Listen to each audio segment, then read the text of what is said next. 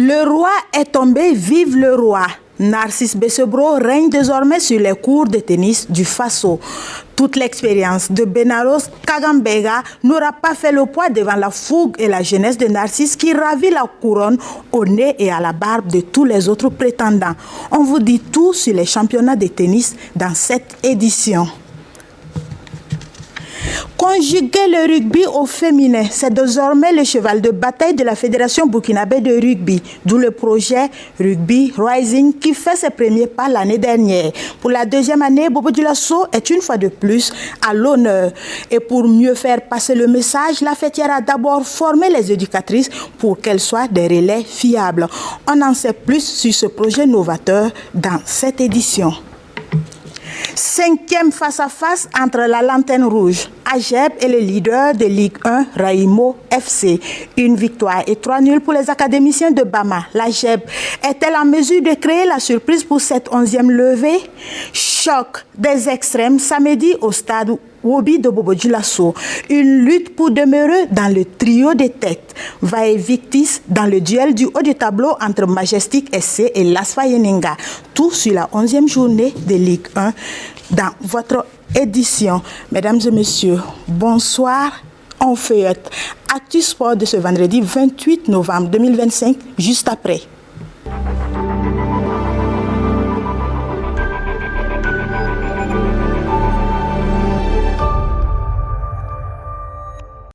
Dimanche 23 novembre dernier, ils étaient 60 tennismen venus de divers horizons du pays et d'ailleurs à Lancaster Waga 2000.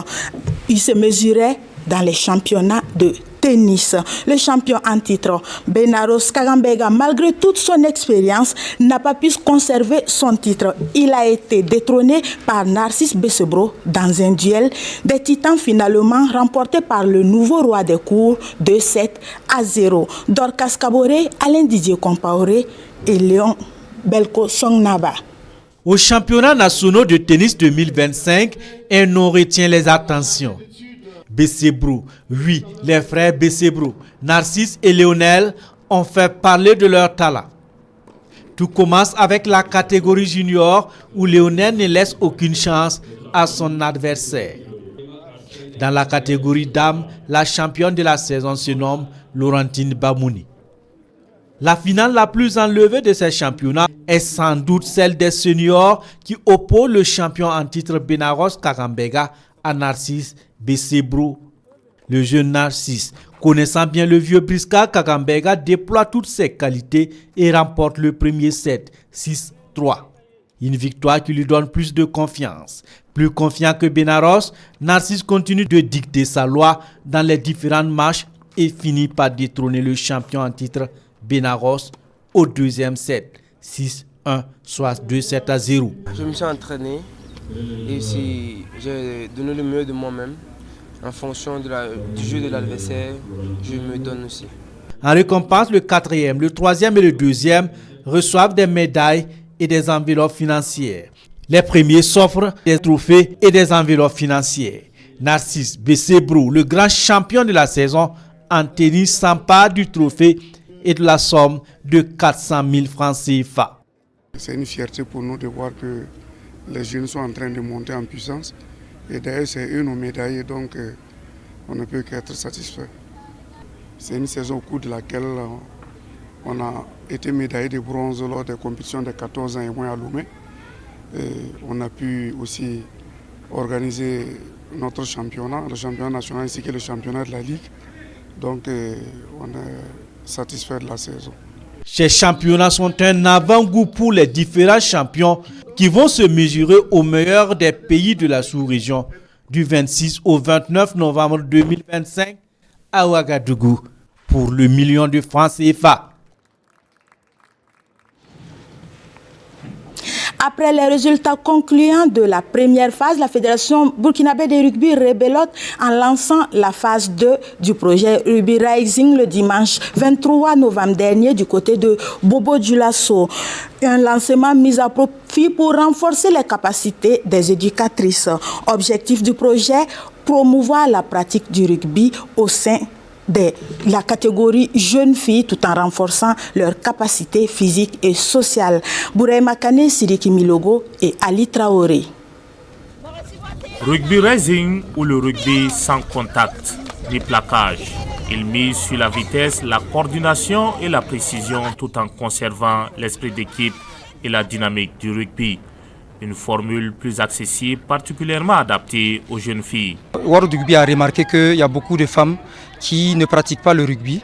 On a créé cette forme de rugby-là pour pouvoir les intéresser, pour qu'elles puissent jouer et rester. Voilà. Et c'est un rugby sans contact. Donc on a commencé par former des anciennes joueuses et joueuses de l'équipe nationale l'année passée. Et cette année, on a formé des professeurs DPS femmes qui vont aller et enseigner ce rugby-là aux jeunes filles, aux adolescentes dans les établissements, dans les écoles. Donc une manière d'assurer la continuité. Encadrées par des formateurs, les participantes prennent part à des ateliers. Cette nouvelle étape entend également démystifier la pratique du sport du ballon ovale tout en assurant sa pérennité. Le Rugby Rising est un projet donc, piloté par World Rugby. Et ce projet consiste donc à promouvoir la pratique du rugby féminin. Donc avec le Rising, c'est au niveau des petites catégories, donc les adolescentes. Et cela donc, va aider dans le futur à développer le rugby féminin donc, au sein des pays qui ont bénéficié de ce projet-là. Aujourd'hui, je pense que nous sommes dans cette dynamique de faire connaître ce sport-là. Et à travers le rugby des hommes et le rugby des femmes également. Et je pense que sur le plan national, il y a pas mal d'équipes de rugby qui sont créées et qui travaillent dans ce sens-là. Avec le lancement de la phase 2 du Rugby Rising, la fédération en charge de cette discipline sportive poursuit son ambition, celle de faire de la région du Quirico une référence dans la pratique de ce sport. Du 21 au 23 novembre dernier, le Burkina a pris part au championnat d'Afrique de judo cadet et junior Yaoundé 2025. Au total, 9 judokas burkinabés étaient en lice, dont 5 cadets, 2 juniors et 3 seniors pour l'Open Senior. Chez les cadets, Sherifa Koulibaly arrache l'argent et Drissa Traoré s'offre le bronze chez les moins de 60 kg. En junior également, le Burkina finit avec 2 médailles dans la besace. 2 bronzes pour Aliou Moujo et Sherifa Koulibaly. En Open Senior, Carmel Kone et Hakim Diallo glanent 2 bronzes. Le Burkina termine donc ces championnats d'Afrique avec 6 médailles, 5 de bronze et 1 d'argent. La deuxième région militaire, fidèle à sa tradition, a organisé ce mercredi 26 novembre la 3e édition de la course cycliste féminine Benkadi. 89 coureuses étaient sur le départ et à l'arrivée, c'est Julie Kaboré de FDS qui franchit la ligne en premier. Elle est suivie par Fadelia Koulibaly et Marceline Yameogo, Drissa Traoré et Ali Traoré. Reportage. C'est une tradition qui se perpétue avec la deuxième région militaire, la course cycliste féminine Benkadi. Elle réunit les femmes civiles et militaires. L'acte 3 de cette compétition se tient dans le cadre de la semaine régionale du vivre ensemble du Quirico. Pour cette édition, 89 coureuses sont sur la ligne de départ, prêtes à faire parler leur talent. Elles ont 16 km 200 à parcourir dans la ville de Bobo-Dioulasso. Dans le circuit, on trouve les femmes de plusieurs âges, mais avec le même objectif, communier en symbiose, malgré la rivalité dans cette petite reine. En tout cas, elles se sont données à cœur joie et à l'arrivée, c'est Julie Kaboré de FDS qui franchit la ligne d'arrivée en première. Elle est suivie de Fadelia Koulibaly, également FDS, et de Marceline Yamiogo, civile. Je suis très fière de remporter cette 3e édition du cyclisme féminin et c'est ma première participation à cette cyclisme. Vraiment, ce matin, je suis très contente de remporter cette 3e édition du cyclisme féminin. C'est les entraînements, je peux dire c'est les entraînements seulement qui m'ont poussé à remporter cette première place ce matin. Vraiment heureux pour cette mobilisation, heureux pour la mobilisation des participants, heureux pour la contribution de tout le monde, parce que notre joie, quand on voit la population avec nous, ça cadre aussi avec surtout thème de cette année pour les forces armées, qui est FDS et VDP avec la population dans cette révolution progressiste et populaire pour la défense souveraine du territoire. Donc quand on voit cette symbiose, et c'est ce que les plus hautes autorités avec en tête et son excellence le camarade capitaine Ibrahim Traoré demandent. Je voudrais d'abord féliciter les FDS, surtout le commandant de la 2e région pour cette belle initiative qui rassemble la population civile et FDS pour les permettre de se frotter, pour avoir une cohésion entre eux, pour permettre la libération totale et la participation de la population pour la libération. La libération totale du territoire à travers la bonne collaboration entre civils et militaires, c'est l'objectif de cette compétition qui ne compte pas s'arrêter en si bon chemin. Le Portugal a remporté hier la Coupe du Monde U17. Les Portugais sont venus à bout de l'Autriche au Khalifa International Stadium de Doha sur le score minimaliste de 1-0. Une finale à laquelle le Burkina a longtemps rêvé. Mais Oscar Barro et ses garçons se sont limités aux portes des demi-finales 1-0 face à l'Italie. On revient sur le parcours du Burkina dans cette Coupe du Monde U17 avec nos envoyés spéciaux Bernard Kombelem et Mahamadi Wena. Les étalons U17 ont brisé à la faveur de la Coupe du Monde Qatar 2025 le plafond de verre qui s'est installé depuis l'édition 2011. Les étalons champions d'Afrique n'ont pas pu franchir le premier tour en 2011 et les médailles de bronze de la CAN 2023 ont également connu le même sort. Cette année, les demi-finalistes de la CAN Maroc 2025, dès le début de la préparation, promettent de briser cette série ou mieux ramener la coupe. Après une préparation bien ficelée, les étalons entrent en lice le 5 novembre face aux U17 américains, des adversaires qui les avaient battus il y a 2 ans en Indonésie. Bis repetita, le Burkina s'incline 1-0 dans ce match contre les États-Unis. Le syndrome de 2011 et de 2023 plane sur la tête des étalons U17. Oscar Barro et ses poulains, au prix d'un match abouti ou presque, s'imposent 2-1 devant les moins de 17 ans tchèques. Le Burkina se relance et le 11 novembre, contre le petit poussé du groupe, le Tadjikistan, les étalons cadets valident le billet pour les 16e de finale par une victoire de 2-0. Deuxième du groupe, le Burkina doit affronter l'Allemagne, championne en titre de la compétition. Et une fois de plus, Chérif Barro et ses camarades font preuve d'abnégation et de combativité et s'imposent 1-0 avec au passage un bijou de Mohamed Zongo. Place au 8e de finale, l'adversaire n'est autre que l'Ouganda, tombeur du Sénégal.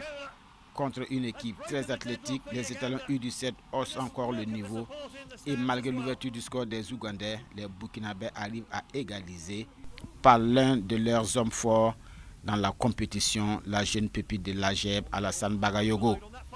Au tir au but, le Burkina s'impose et file en quart de finale. L'espoir d'une chevauchée comme celle de 2001 à Trinidad et Tobago se renforce. Mais en face, c'est l'Italie, une formation qui a remporté tous ses matchs avant les quarts de finale. Les étalons tombent face à cette squadra Azura, U17 sur le score étriqué d'1-0. Le Burkina est éliminé et ne verra pas les demi-finales. Dessus, vu la tournée du match, on pourrait faire beaucoup mieux. La chance ne nous a pas souri aujourd'hui. On a eu à taper des poteaux, à rater quelques contrôles qui pouvaient nous aider à marquer le but. Et à la fin, on vient prendre un but. Mais bon, on est un peu déçu vu qu'on pourrait faire mieux.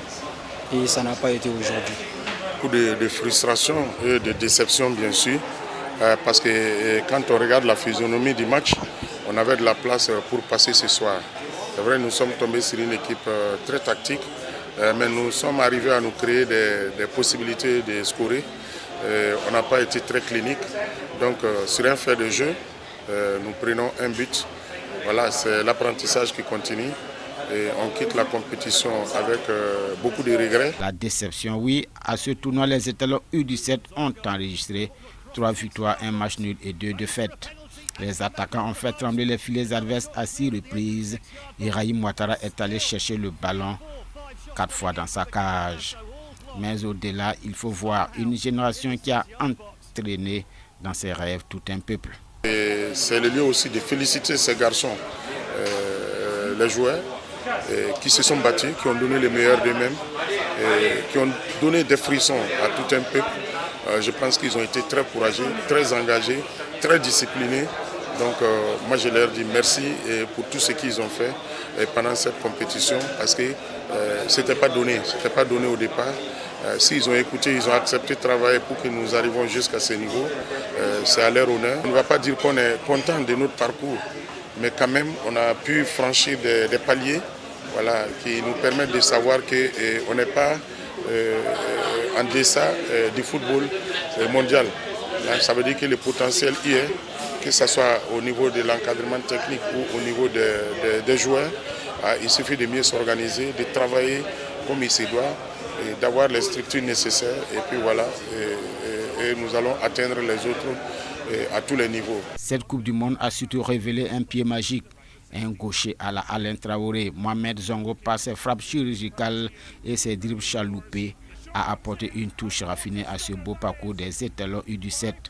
Il est impliqué directement dans 5 buts avec 2 buts et 3 passes décisives.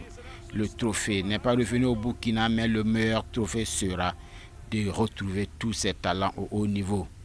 C'est tout le mal qu'on peut leur souhaiter.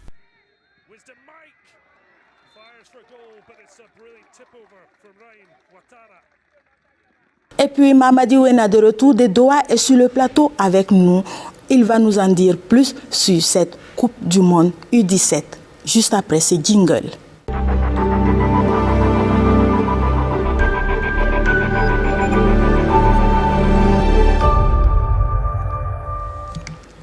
Mamadi Ouena, bonsoir. Bonsoir Mariam. Déjà, on va vous dire bon retour au Faso. Merci. Après le périple qatari. D'ores et déjà, on aimerait savoir comment vous avez vécu cette Coupe du Monde là du côté du Qatar. Bon, avant de répondre à votre question, il faut se dire que ça a été quand même compliqué pour cette mission. Il faut dire que la compétition a commencé le 3 novembre. Et nous, on était toujours à Ouaga, puisqu'il y a eu des problèmes de visa. On devait partir le 1er, on n'a pas pu avoir les visas à temps. Et maintenant, il fallait compter sur le parcours des étalons U17, puisque tant qu'on n'a pas les visas et que les étalons sont éliminés, ce déplacement ne valait plus la peine. Et les enfants ont pu se qualifier pour le 16e de finale. Et c'est à partir des 16e de finale, le 13, qu'on a quitté Ouagadougou. On est arrivé à Doha le vendredi 14 pour un match qui se jouait le 15, il faut comprendre. Bon, donc c'était un peu une situation compliquée, mais il faut dire que sur place, on a pu prendre le train en marche et on a suivi ces étalons U17 qui ont mouillé le maillot. C'est vrai que quand on prend cette Coupe du Monde, on ne peut pas comparer les générations, puisque là, c'est une Coupe du Monde à 48. À 48, il y a beaucoup plus de matchs. Vous voyez, quand vous vous qualifiez, vous quittez la phase de poule, il faut aller en 16e, et ça se jouait tous les 3 jours. Ce n'était pas évident, mais je pense que c'était un beau parcours des étalons U17. Éliminer l'Allemagne, championne en titre.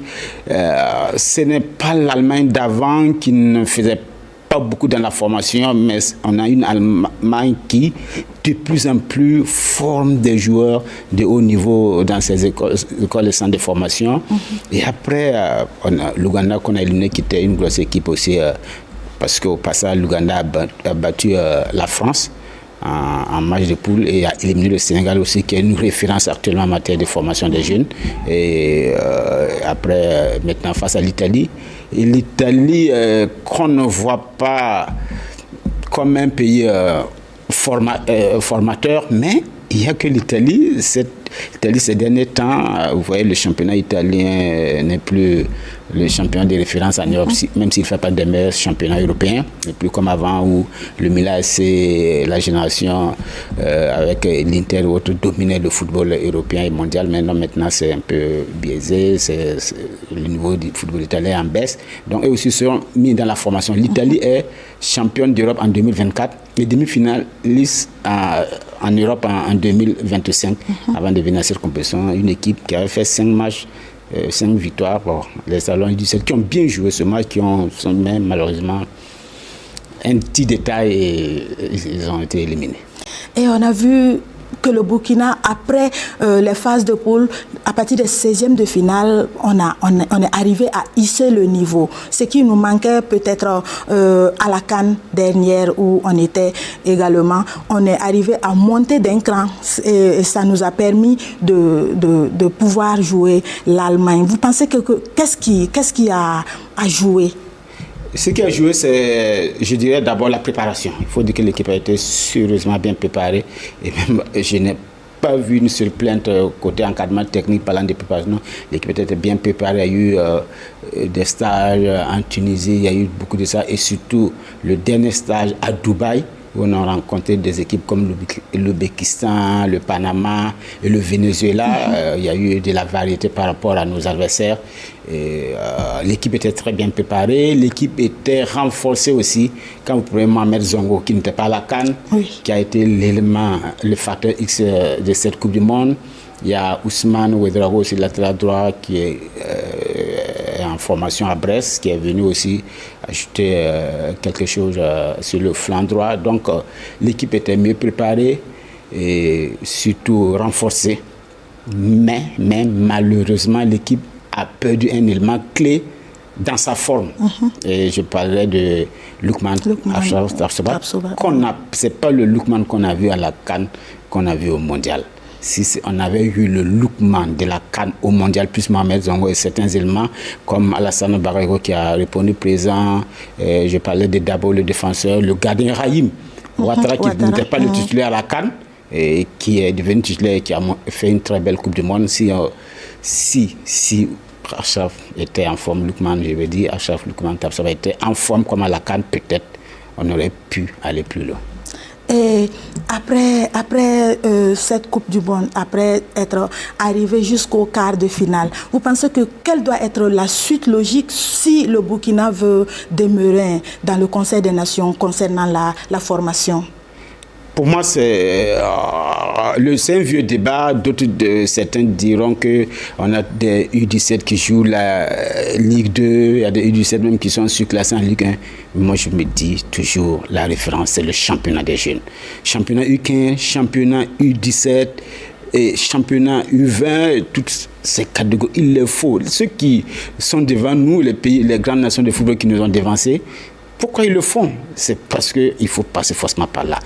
Tant qu'on ne met pas en place ce championnat normal, cyclique, qui prend une durée, ce n'est pas 2 ou 3 matchs, dans un championnat avec un cycle normal comme le championnat de la Ligue 1 ou la Ligue 2, quand on va arriver à mettre pas le même système, mais quand même dans la durée, de 6 ou 7 mois, on va voir qu'on va encore avoir plus de réservoirs et aussi les infrastructures. Vous voyez, les autorités sont en train de mettre en place des infrastructures. Il faut mettre l'accent sur les infrastructures. Quand nous, on était à Aspire Zone, là où les matchs se jouaient, vous voyez, c'était pas le Khalifa International. C'est à côté du Khalifa International, mais ce sont des terrains d'entraînement. Une dizaine de terrains d'entraînement. Vous partez à Altoumama, le stade en forme de bonnet, voilà ce stade, là où les équipes s'entraînaient avant les matchs, c'était aussi des terrains d'entraînement, une dizaine de terrains d'entraînement. Donc il faut non seulement mettre en place les championnats des jeunes, mettre en place les infrastructures qu'il faut, et je pense que le Burkina peut rester à ce niveau, surtout que cette Coupe du Monde, malheureusement on n'ira pas à la Coupe du Monde en 2026, voilà, mais on peut se rattraper pour 2027, au moins participer, parce que ça va se jouer 5 ans de suite au Qatar, essayer de participer au maximum à cette Coupe du Monde. Et souvent on a l'impression qu'on est bien au niveau des U17, ça va, les U17 ils performent, mais on a l'impression que peut-être qu'il n'y a pas de suivi, mais au niveau des U20, on a un sérieux problème. Le Burkina ne brille pas au niveau des U20. Et souvent, je me demande, est-ce que les U20 sont des laissés pour compte? Est-ce qu'ils sont un peu victimes des performances des U17? On a parlé de continuité et c'est le championnat.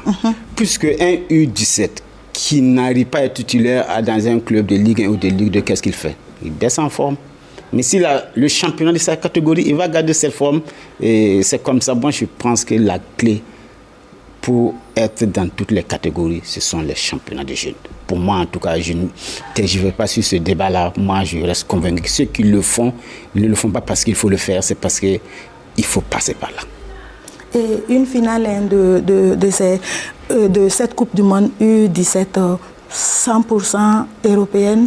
Oui, parce que les Européens ont compris. Vous voyez, avant, c'était l'Afrique ou l'Amérique latine qui gagnait cette compétition. Le Brésil a été bouté, l'Argentine très tôt. Les Européens ont compris depuis fort longtemps que pour rattraper le retard, en n'important pas forcément des talents tout le temps, il faut former. Et en Europe, actuellement, ils ont tout ce qu'il faut comme infrastructure, ils ont tout ce qu'il faut comme base, même des championnats pupilles, jusqu'à des championnats U15, des zones nationales du 19. Et là, en Europe, ça se jouait avant le championnat d'Europe des moins de U17, U19. Ça se jouait de façon annuelle, ce n'était pas tous les 2 ans. Donc les Européens ont compris, qu'il faut passer par la formation et pour faire la formation continue, il faut mettre les bases qui sont les compétitions des jeunes. Merci beaucoup, Mamadi Ouena, pour tous ces éclaircissements où on fait le bilan de la Coupe du Monde U17 Qatar 2025. Et puis, vous allez rester avec nous parce qu'on revient au Burkina Faso pour parler du championnat du football domestique, notamment du championnat des Ligue 1 qui va jouer sa 11e levée ce week-end, qui a déjà commencé d'ailleurs. Ce vendredi soir, le Real du Faso et le CFEB ont fait jeu égal, un nul blanc au stade municipal Issoufou Joseph Konombo. L'AS Douane qui tombe le RCB au stade Ouobi. Demain, samedi 29 novembre, l'EFO, la reine des stades, qui est vraiment dans le dur dans ce, on va dire, 11e journée, ce n'est plus le début, mais qui sont en difficulté, on va le dire comme ça. Ils seront face à l'USFA au stade municipal Issoufou Joseph Konombo. La lanterne rouge, la JEP, sera face à Raimo pour un 5e face-à-face dans l'histoire de Ligue 1. 3 matchs nuls entre les deux clubs et une victoire pour Raimo FC. Ce sera au stade Ouobi pour le choc des extrêmes. Agep Raimo. Majestic reçoit l'Asfa Yenenga à Zignare pour le duel du sommet parce que c'est un duel qui oppose le 3e et le 4e. Ce sera une lutte pour une place sur le podium. Dimanche 30 novembre, l'AS Sonabel reçoit Salitas au stade municipal Issoufou Joseph Konombo. Vitesse sera face au Sporting des Cascades au stade Ouobi de Bobo Dioulasso. Lundi, en clôture de 11e journée, l'ASFB reçoit le RCK pour le choc, un autre choc des extrêmes, parce qu'on sait qu'après quelques victoires, 2 victoires d'affilée, le RCK est remonté et il sera 12e au classement, voilà, face à l'ASFB, 2e. Et ce sera au stade Ouobi.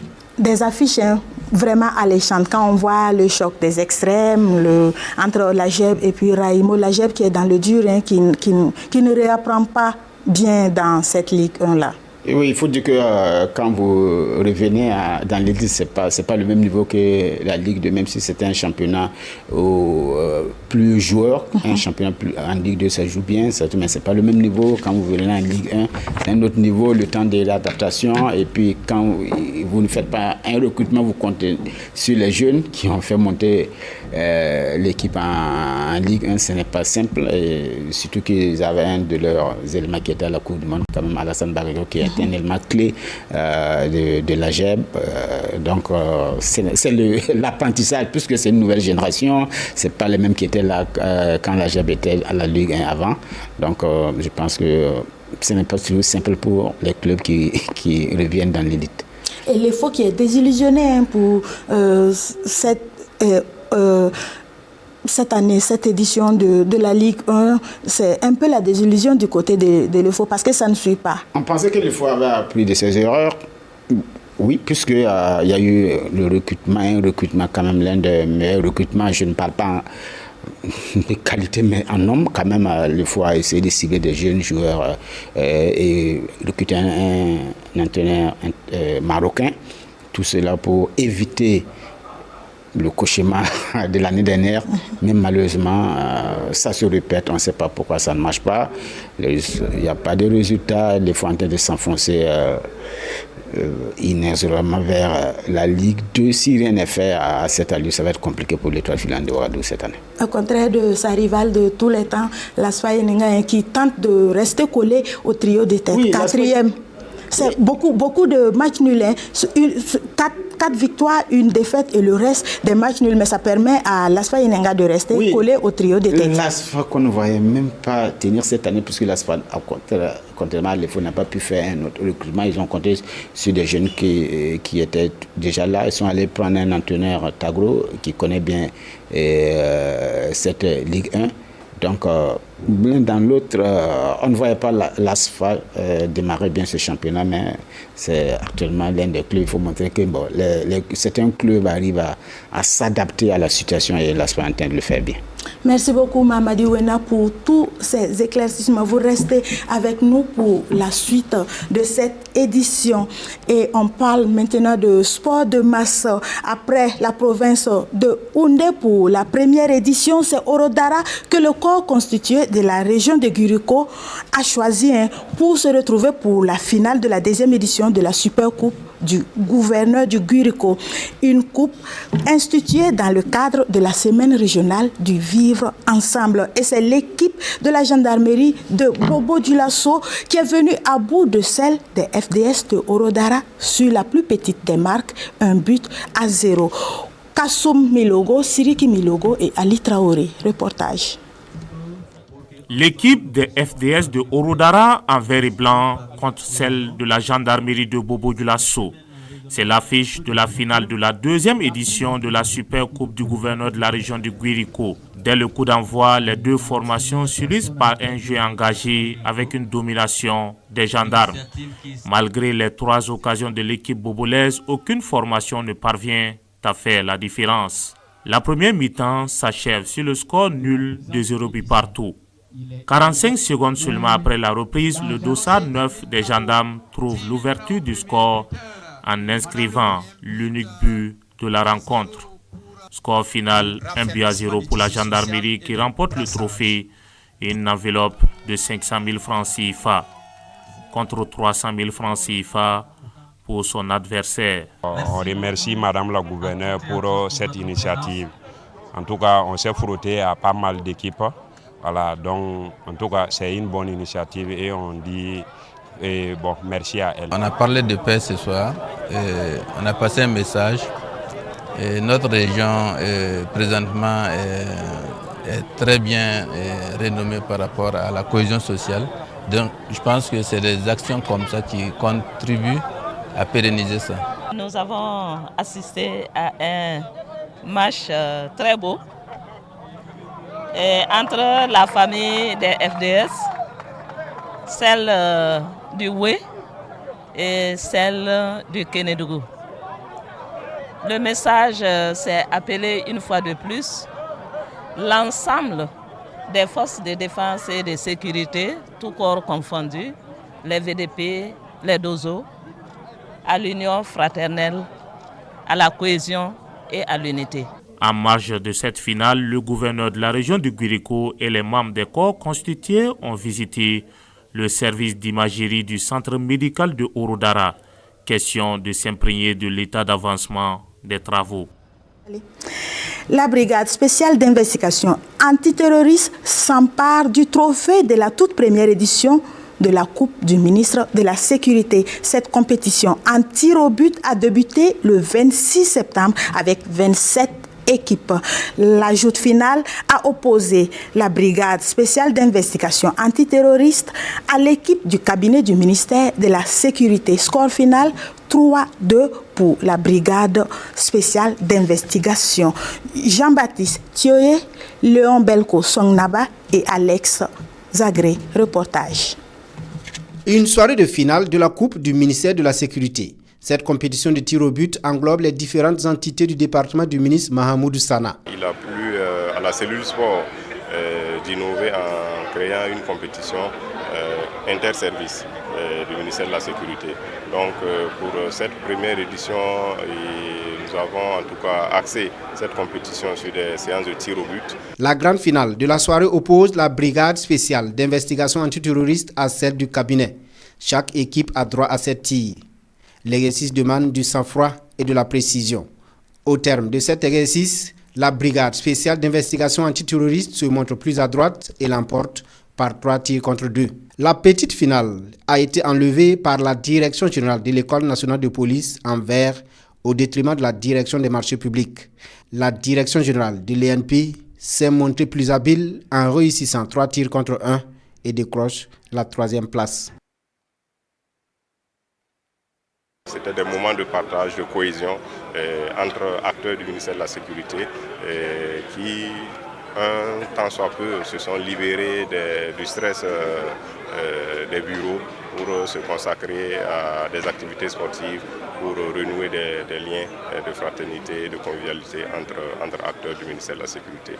Le mot pour représenter tout ce que ce tournoi a donné, c'est la cohésion. Parce qu'on a vu pendant toutes ces semaines-là que le sport est un grand facteur de cohésion. Toutes ces équipes qui ont pu se frotter les unes aux autres. Dans le cadre du travail normal, on n'avait pas ces occasions-là de se voir ensemble et de partager de bons moments. En prix spéciaux, le meilleur buteur et la meilleure buteuse repartent avec une enveloppe de 25 000 francs CFA. La direction générale de l'École nationale de police, 3e, reçoit un ballon et 50 000 francs CFA. L'équipe du cabinet finaliste se console avec un ballon et 75 000 francs CFA. Quant à la brigade spéciale d'investigation antiterroriste, vainqueur de l'édition, elle s'offre un ballon, 100 000 francs CFA et le trophée. Le ministère des Sports, de la Jeunesse et de l'Emploi a tenu ce mercredi 26 novembre 2025 sa 2e session ordinaire du Conseil d'administration du secteur ministériel CASEM. Cette session ordinaire s'est tenue sous le thème « Mise en œuvre des idéaux de la révolution ». Progressiste, populaire, rôle et place du MSJE. Moussa Ouedraogo et Alexandre Zagré nous en disent plus. Le ministère des Sports, de la Jeunesse et de l'Emploi fait le bilan des activités menées au cours de l'année 2025.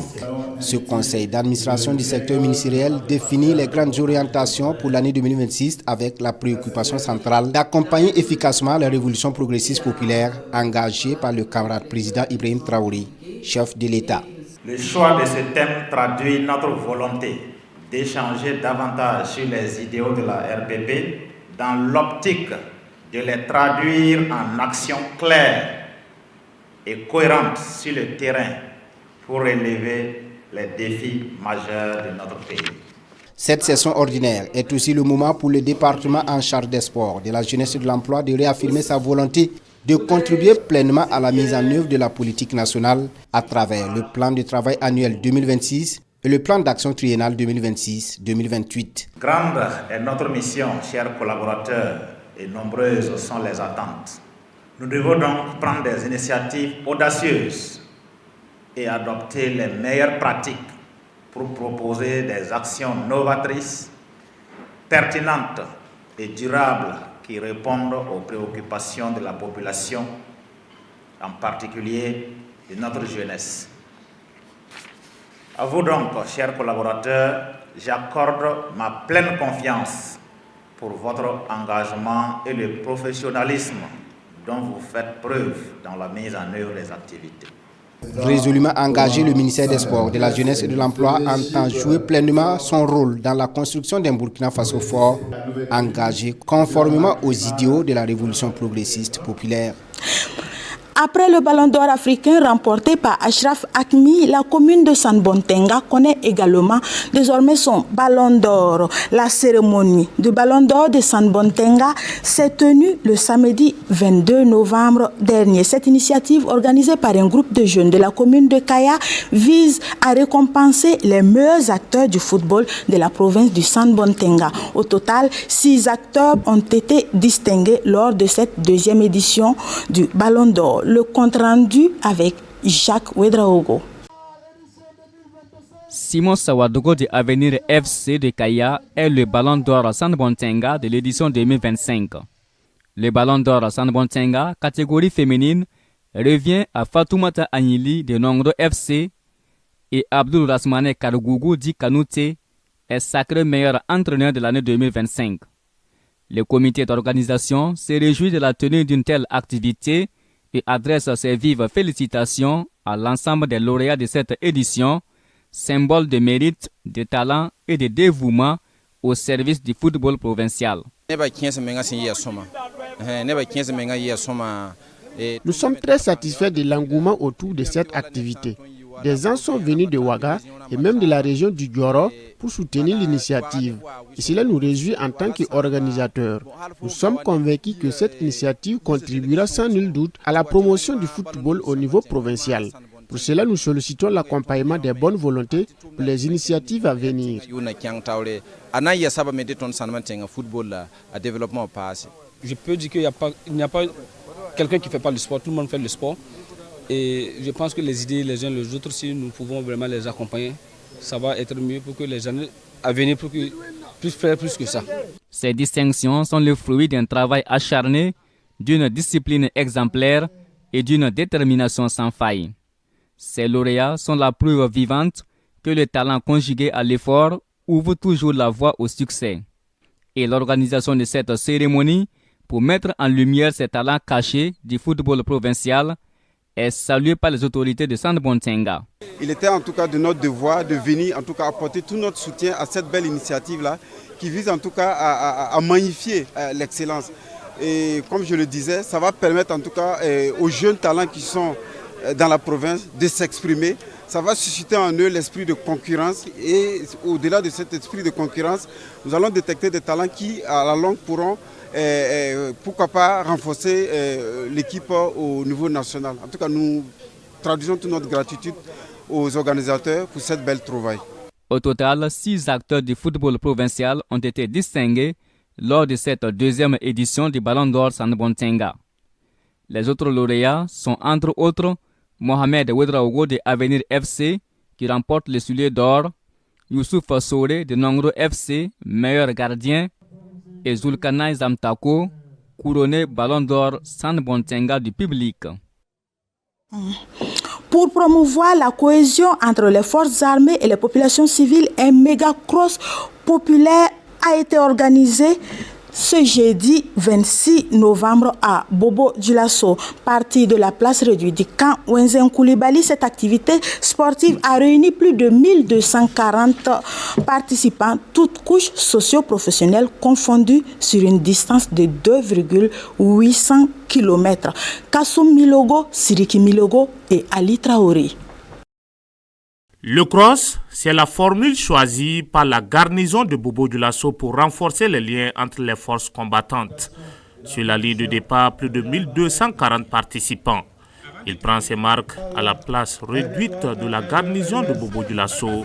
Ensuite, le cap est mis sur le rond-point des 7 voies, distance à parcourir 2,8 km, avant de revenir au point de départ. C'est ça qu'on demande. Chacun contribue. Chacun peut avoir une idée, mais tout le monde contribue pour la réussite. Et c'est comme ça qu'on va construire le pays. Et l'appel que j'ai à lancer à travers la mobilisation qu'on a vue ce matin, les plus hautes autorités demandent qu'on soit ensemble et c'est là qu'on est plus fort. Tout le monde, chacun a un rôle, chacun a une importance. Il suffit qu'il se demande chaque jour qu'est-ce qu'il peut apporter. Il va apporter et on va réaliser des journées comme celle-là et tous les Burkina Faso va en bénéficier. Après ce cross, place à cette séance d'aérobic. Là, les participants au rythme de la musique se donnent à cœur joie à des exercices dans une ambiance bon enfant. Je pense qu'il n'y a pas preuve, plus que ça, de la cohésion sociale. Et c'était notre objectif lorsque nous avons pensé à organiser ce cross. C'est pour cela que nous avons uni nos forces. Et voilà ce que ça a donné. Je suis réellement satisfaite et j'interpelle une fois de plus l'ensemble des composantes de la région de Guirico à faire perdurer cet esprit de solidarité, cet esprit de cohésion, cet esprit d'unité. Ce cross est l'une des activités du tournoi Benkadi. Il est le dernier acte pour le compte de l'année du cross, tournoi inter-armée. Et c'est l'entité douane qui boucle cette série. Dans le cadre du mois dédié à la prévention et à la lutte contre les cancers masculins, le centre hospitalier de Gawa, en collaboration avec la société burkinabé d'urologie, a organisé ce mardi un cross populaire pour inviter les populations à la pratique du sport et au dépistage précoce des cancers masculins. Elvis Tuina et Boubacar Tarnagda. Reportage.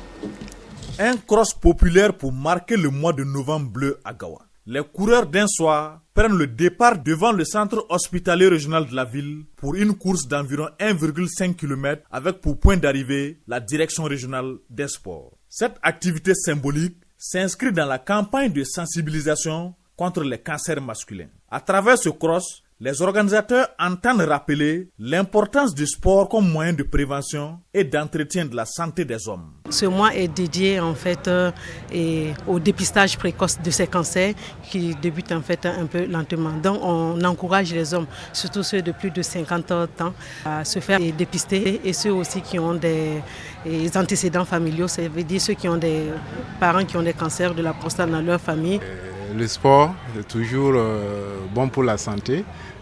Ça permet d'aérer tout l'organisme et puis vraiment remettre l'organisme en forme. Et également, c'est un moyen de sensibilisation. Et par ce sport, nous pensons qu'on peut atteindre le maximum de personnes par notre message, informer, sensibiliser sur les cancers masculins. Le cross se termine par une séance d'aérobic collective. Les organisateurs en profitent pour lancer un appel fort aux populations, celui de se faire dépister régulièrement afin de prévenir efficacement les cancers masculins. Voilà qui met fin à Actu Sport de ce vendredi 28 novembre 2025. Merci à vous tous qui l'avez feuilleté avec nous. Toute l'équipe de réalisation dirigée par Moussa Sanou se joint à moi pour vous souhaiter un bon week-end. Bonsoir.